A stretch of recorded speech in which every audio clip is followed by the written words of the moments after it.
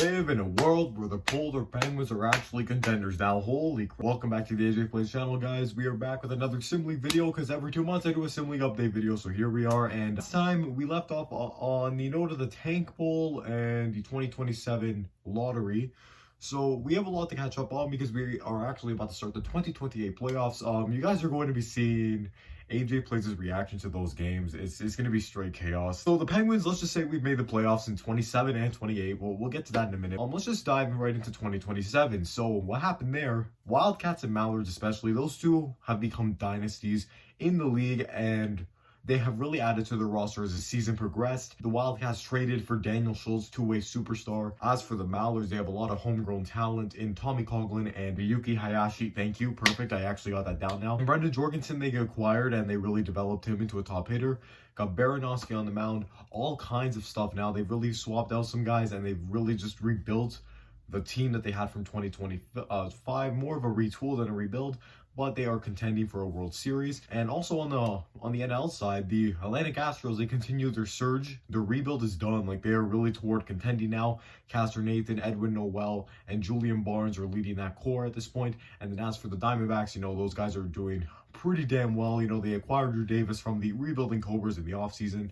So with Chaz Rowan on the mound, they now have Jimmy Norb and Drew Davis, along with Landon Tucker. As for the teams like the Great Lakes Gators, the Magic finally ran out on them in that 2027 season. They couldn't make the playoffs.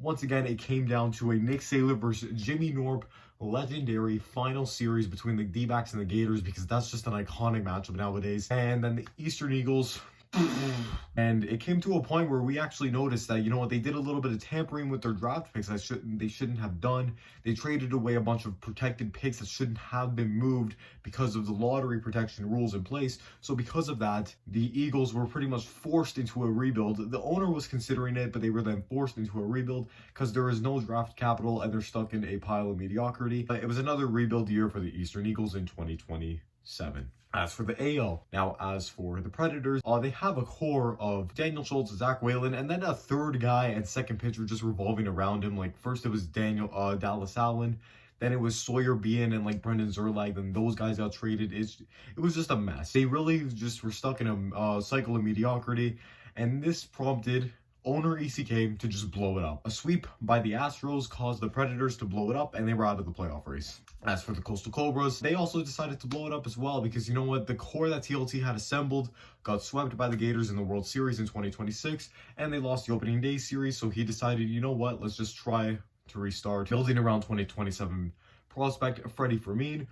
This really allowed the team to just retool a little bit. They did acquire Zach Whalen later in the season. They did really rebuild, and they've actually built up a solid core heading into 2028. They barely missed the playoffs in the AL. As for the Magic, I think they really capitalized on the opportunity, and they did go all in, surrounding Byron Axel, first overall pick Sean Huff, and Brendan Russell, who has become a star at the plate. Magic, also due to the other teams missing the playoffs, they did end up squeaking into the playoffs, just because the Cobras and Preds kind of were bad. And I'm not saying the Penguins are any better, but they ended up doing the same. In what I considered a rebuild year, Jake Sanchez, Andy Duran, and Ivan Castillo really put the team on their back. The Polar Penguins finally made a postseason appearance. The Penguins making the playoffs already exceeded my expectations, because I wanted a development year where two-way prospect Brody Livingston and Elijah Chambers can both develop. But in the end, we actually made the ALCS. Ended up matching up against the Western Wildcats. We kept it close. We got swept, but we kept it close. There wasn't a game where we, lost by 7 runs. We kept it pretty close. However, the Wildcats were the easy favorite going into the World Series, and they would end up facing off against the Midwest Mallards. Penguins sweep Magic in ALDS, D-backs sweep Astros in NLDS, Wildcats sweep Penguins in ALCS, and Mallards sweep D-backs in NLCS. So sweeps everywhere, and it only makes sense then that it's the closest World Series I think we've ever seen. Now in a 7-game World Series, it went to 7 games, and it came down to one decision general manager Jace made, and that was to walk probably one of the best hitters in MLW, and that resulted in a walk-off by Tommy Coughlin to win the Mallards, their 3rd World Series of all time, 2nd in the Sim, and the Madigan rigging.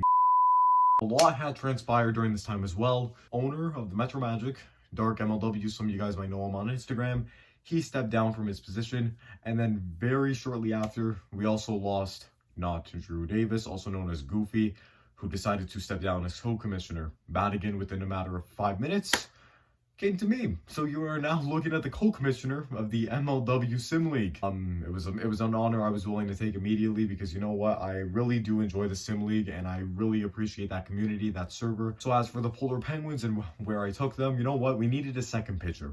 Traded for Sawyer Bean behind Jake Sanchez, who has become a stud in MLW. And then as for what I did with Brody Livingston, well, he was the exchange piece for Sawyer Bean. Later on in the season, you know what I did? I made a few more moves. I turned my 2028 top prospect, Aiden Elstein, as well as 2 future picks for Byron Axel. So I now have a team of Byron Axel, Ivan Castillo, Jake Sanchez, Sawyer Bean. Like, that is pretty much the core leading the team to success. I think I'm building the 2026 dynasty. There's no way I'm going to get Julian Barnes from the Astros, but I'm building the 2026 dynasty. As for how the rest of the league ended up faring, so Noah ended up taking over the Great Lakes Gators because sadly Shoelace is nowhere to be found right now. So he ended up taking over the Gators and they went 1-17. And their one win came against the Penguins, because why wouldn't it? Just like the Maple Leafs, we lose to teams that we should beat. Fuck Coastal Cobras and the Metro Magic. Both those teams, you know what, they really suffered downgrades halfway through the season. And I think they're just gearing up toward the future seasons now, because they both have solid young cores that they could definitely develop going forward. But they both finished with around 3 to 4 wins and they ended up missing the playoffs. As for the Eastern Eagles, the trades that Hammer made really turned his team around. He has a ton of draft prospects, a ton of young guys that are going to help his team emerge.